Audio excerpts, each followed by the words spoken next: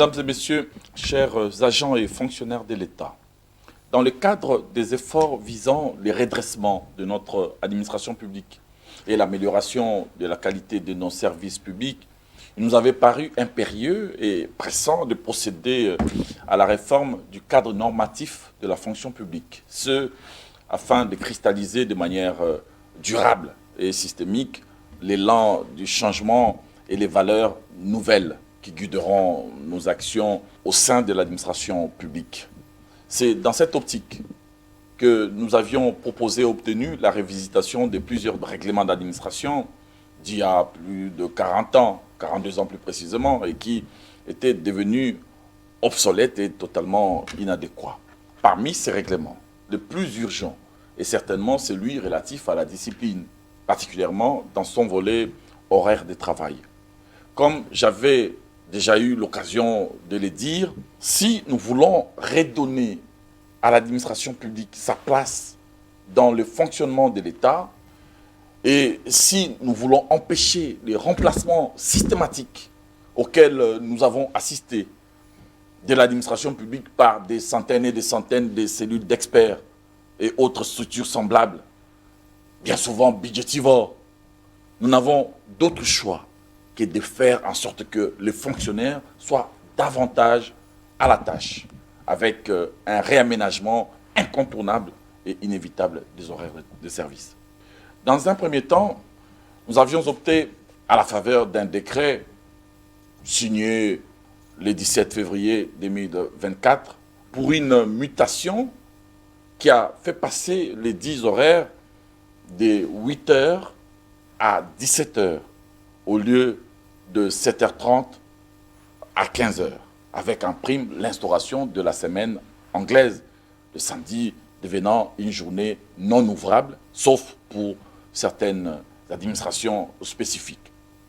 Mais après avoir écouté les doléances et les préoccupations légitimes exprimées par les agents et fonctionnaires de l'État ici et là, j'avais sollicité et obtenu du Conseil des ministres la surséance de l'exécution de ces mesures afin de consulter davantage les partenaires sociaux.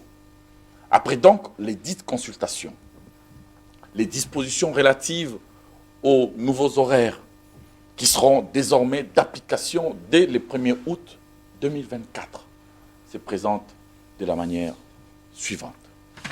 La durée de service est fixée à 8 heures de travail par jour et 40 heures par semaine au lieu de 9 heures par jour et 45 heures par semaine consacrées dans le décret de février 2024 ou 7h30 par jour et 42h30 par semaine tel que fixé par l'ordonnance de 1981 abrogée.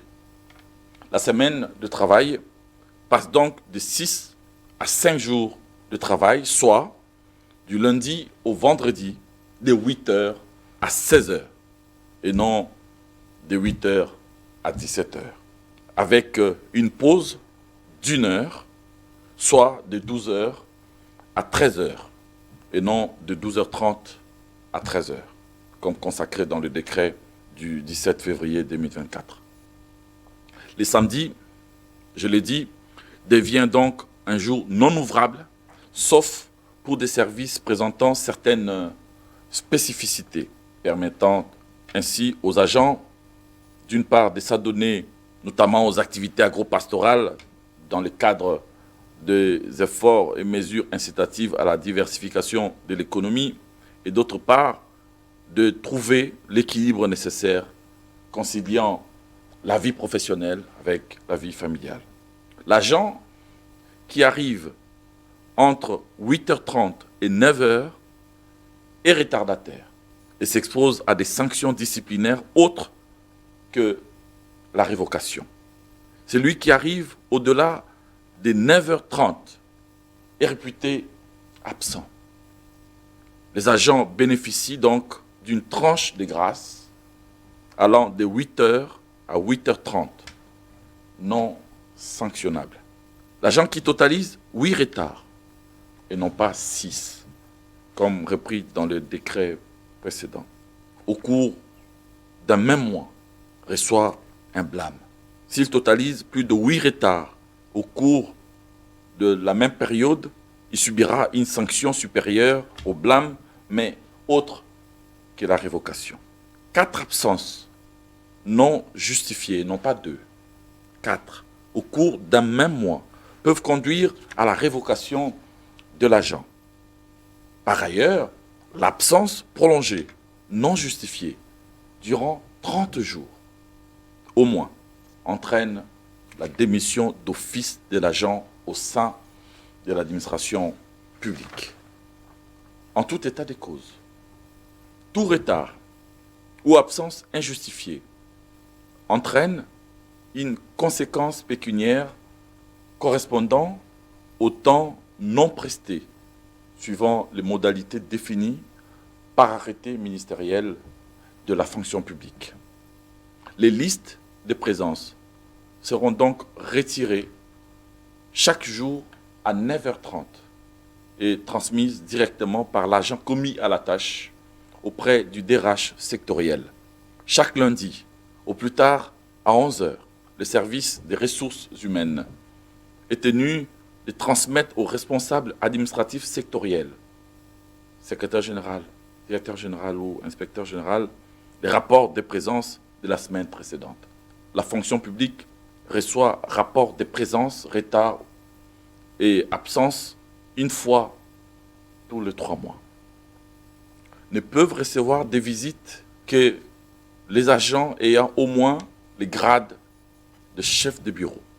Seules les visites de service sont autorisées. Elles ont lieu exclusivement entre 10h et 12h. Après l'expiration de son congé de maternité, tout agent féminin qui allait un enfant de moins de 6 mois a droit à une demi-journée par jour de repos, non plus d'1 heure, comme précédemment, pour lui permettre d'assurer l'allaitement du nourrisson. Pour ce dernier point, Son Excellence, Monsieur le Président de la République, chef de l'État, champion de la masculinité positive, a levé personnellement cette option qui est un progrès majeur pour le droit des femmes.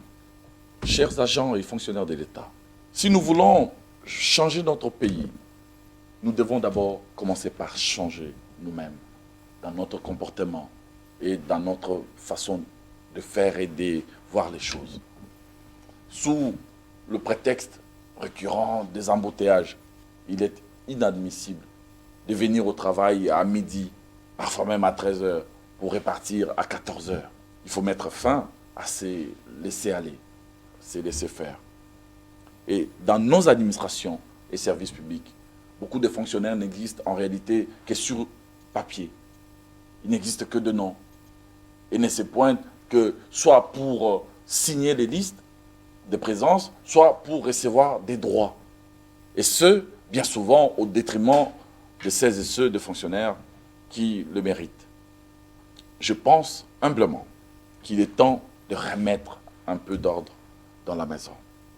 Dans cette dynamique des changements, je me place et me placerai toujours du côté des fonctionnaires, notamment en ce qui concerne la conquête de droits, moyens de transport, mécanisation, titularisation, promotion en grade, régularisation, risques professionnels, allocations diverses. Nous allons petit à petit tous les conquérir. Mais un fonctionnaire ne dispose pas que de droits. Il a aussi des devoirs.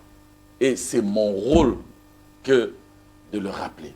L'enjeu, aujourd'hui, est donc celui de concilier les droits et les devoirs. Cela n'est pas pour nous une option.